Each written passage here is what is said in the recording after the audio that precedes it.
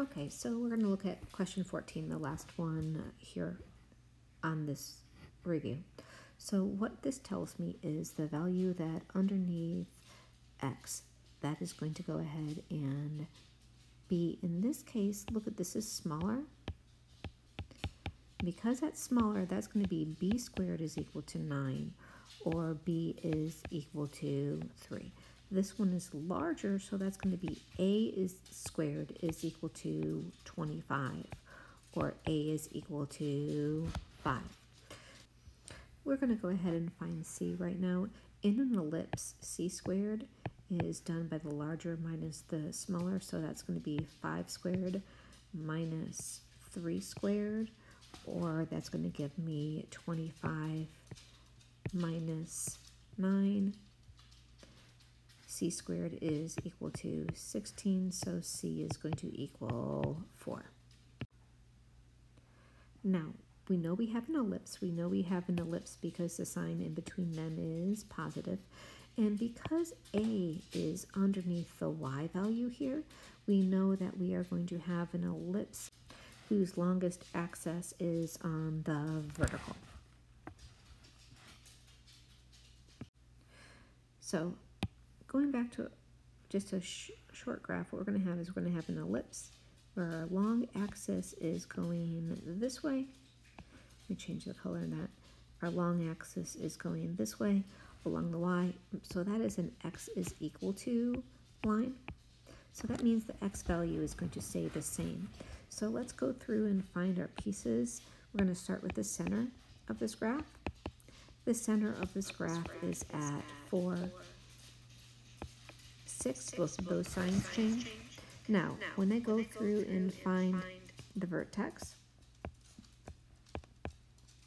or the vertices of the major piece, again, remember that says x stays the same. So my x value is going to be 4 for both of them. And then my y value, what I do, my y value changes by what is underneath y. So that becomes 6 plus 5, or 11, and the other piece also would be 6 minus 5, or 1. So those are my two vertices. Next up will be my foci, and same as the vertices. Oops, it looks like I forgot my negative sign for both of the pieces here. I need to have that negative 4. It's always the same value of my center. So my foci for would also be negative 4 for both of my x values. Let me just make sure that negative sign is clear with that one. All right, and then for the foci, instead of adding and subtracting the 5, I add and subtract c. So in this case, it is going to be 6 plus 4, or 10, and on the other one, that is my 6 minus 4, or 2. The last thing I need to go ahead and find is the vertices for the minor. Now, the minor vertices are the opposite. Last time what happened is that the x value stayed the same as the center, so this time I keep my y values the same as my center, so that will both be 6.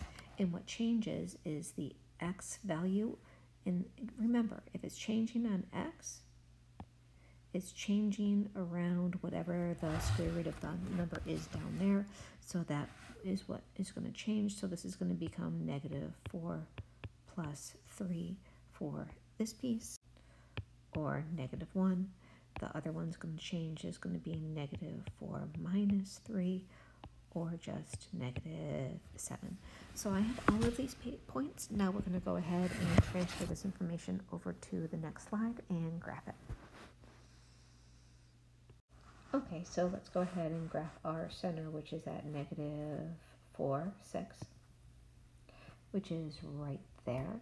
Our major vertices are at negative 4, and 11. So I'm going to put that right up here, add that 11 in here, negative 4, 11, and negative 4, negative 1. All right, and then our minor vertices are at negative 1 and 6, and negative 7 and 6. So I can go ahead and draw that outside of that. So let's go ahead and draw that in. Try to make that as much as an oval as we can. And then the last thing I have to graph on this would be the foci. The foci are at negative 4, 10, which is 1 right here. And then the last one, negative 4, 2. Just make sure everything is labeled, and then you are done.